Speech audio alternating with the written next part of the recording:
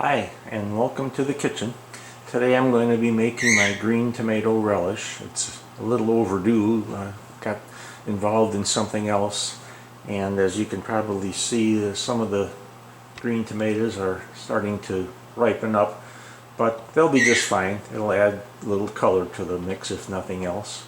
Now this recipe is an old family recipe that came from my grandmother on my father's side, and she was one of those great cooks that never used a recipe.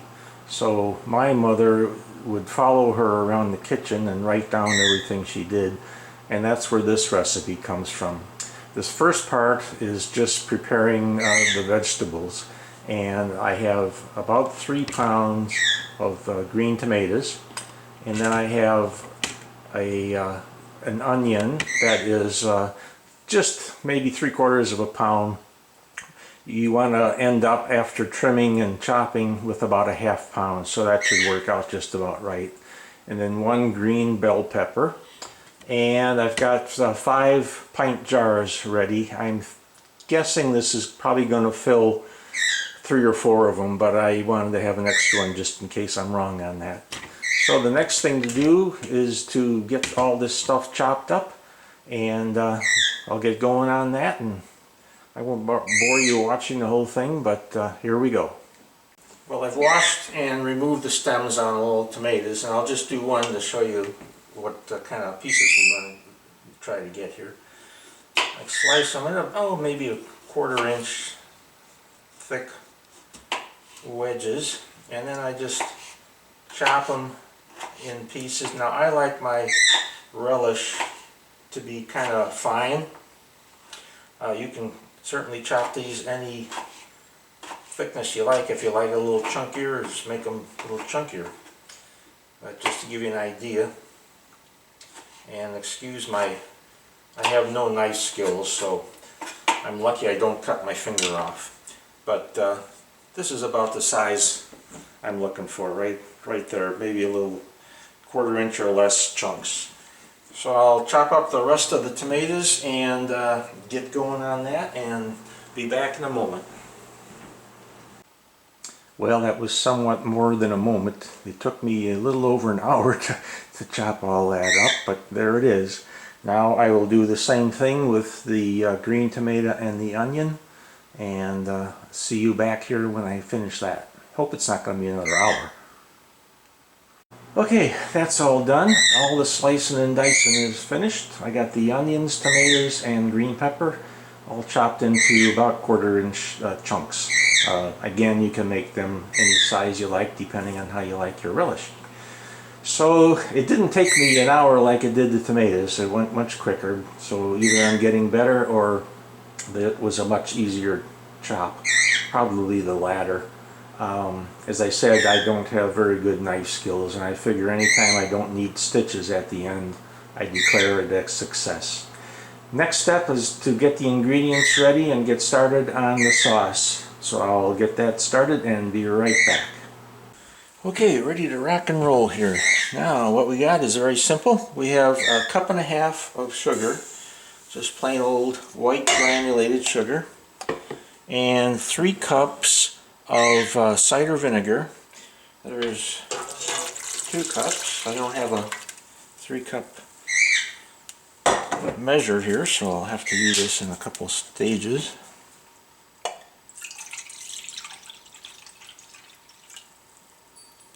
And not quite enough. Open up another one. Top it up to a full cup. Okay. There's my 3rd cup.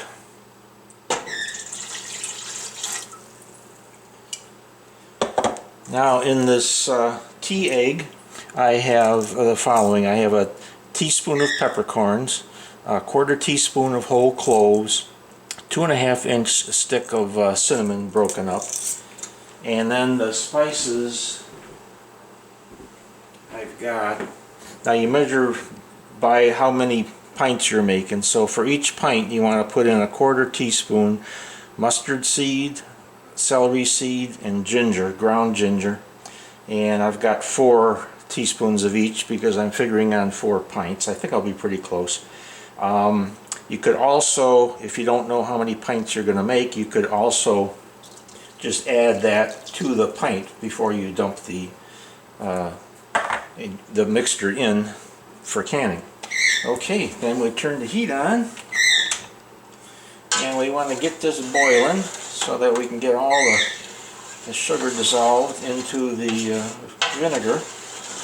And that's going to take a little bit of time, so let me get that going and I'll be right back. And once that gets to boiling, you'll want to boil it for 5 minutes. So, I'll be back in 5 minutes. Okay, it's boiled for 5 minutes. Now we want to add everything we chopped up.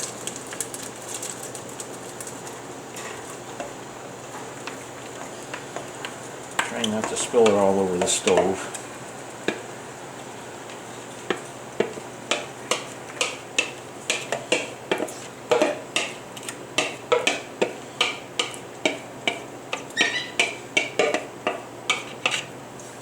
Okay. Give it a stir, mix it up as good as you can. Now we bring that back up to a boil, and we'll let it boil for another 15 minutes. So while that's boiling for 15 minutes, I will wash and get my jars all cleaned up, boil some water to sterilize them with, and after this is done, we'll be ready to put them in jars. Okay, time's up. I stirred it up a few times while it was boiling, and I actually gave it a little more than 15 minutes. I let it go an extra 5 minutes because, as I said, some of these tomatoes were already starting to ripen up, and that means I had a little more liquid in there than I would have if they had all been just green.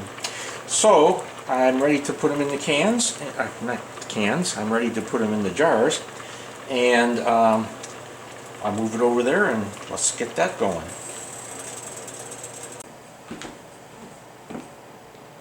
Okay, there we are. And I've got the jars washed, and they're sitting in boiling water right now, or they're filled with boiling water. I don't have canning tongs, so I'm going to use my barbecue glove here. And we'll dump it. Whoopsie. Didn't want to do that, but anyway. See, it pays to have the proper tools around when you do this. Anyway, got that one. Now we're going to just fill it up with the sauce.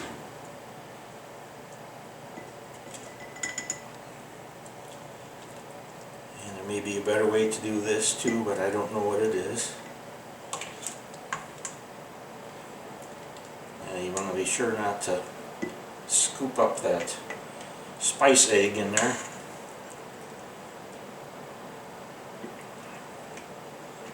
Fill them up to within about a ½ inch of the top, I guess. Just to give them room so they don't overfill. Then we will take a paper towel, which I didn't have handy, and wipe off the top. Take one of our